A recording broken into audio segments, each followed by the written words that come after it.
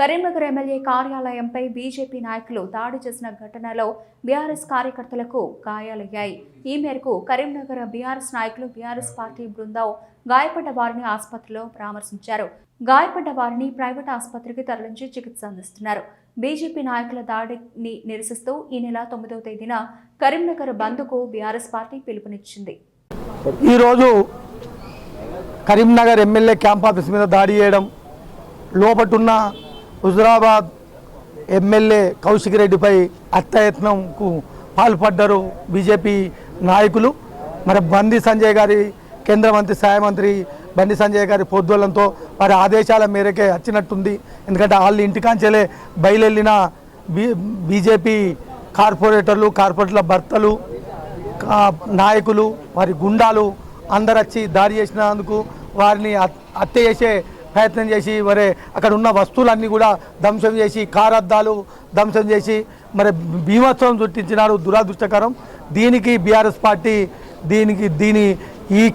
వీరు చేసిన మరి ఏమైనా చర్యకు నిరసనగా 9వ తారీఖు నాడు కరీంనగర్ నగరం బీఆర్ఎస్ పార్టీ జిల్లా పార్టీ ఆధ్వర్యంలో నగర పార్టీ ఆధ్వర్యంలో మరి 9వ తారీఖు నాడు కరీంనగర్ నగరాన్ని బంద్ జరపాలని మరి ఇలా శాంతియుతంగా బంద్ జరపాలని మరి బీఆర్ఎస్ పార్టీ పక్షాన కోరుతున్నాం, బంద్కు పిలిపిస్తున్నాం. మరి స్కూల్ యజమాన్యాలే కానీ ఇలా వ్యాపార సంస్థలే కానీ ఇసమైన దాడులు మంచి కాదు. మరి కరీంనగర్ నగరంలో రోజు ఈ 3-4 రోజులనే చాలా సంఘటనలు జరుగుతున్నాయి.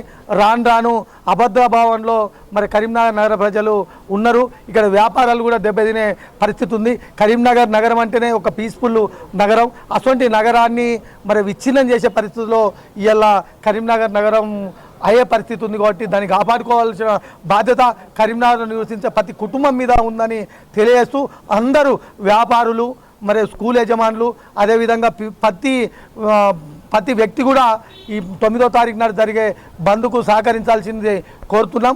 ఆ బంద్ కార్యక్రమంలో మరి బీఆర్ఎస్ సంబంధించిన నాయకులు, ప్రజాప్రతినిధులు, మాజీ కార్పొరేటర్లు అందరూ కూడా పాల్గొని విజయవంతం చేయాలని, మరి శాంతియుతంగా ఈ బంద్కు నిరసన బంద్ ద్వారా మరి కరీంనగర్ నగరం ఒక స్వచ్ఛమైన నగరం, ఒక శాంతి నగరం, ఎటువంటి లొల్లిలేని నగరంగా మనం బంద్ విజయవంతం చేసి సహకరించవలసిందిగా మరి ఇలా స్కూల్ యజమానులే కానీ వ్యాపారులను కానీ వ్యాపార వర్గాలను కానీ మిగతా కరీంనగర్ నగరంలో ఉన్న ప్రతి వ్యక్తిని కూడా మరి పేరున కోరుతున్నాం.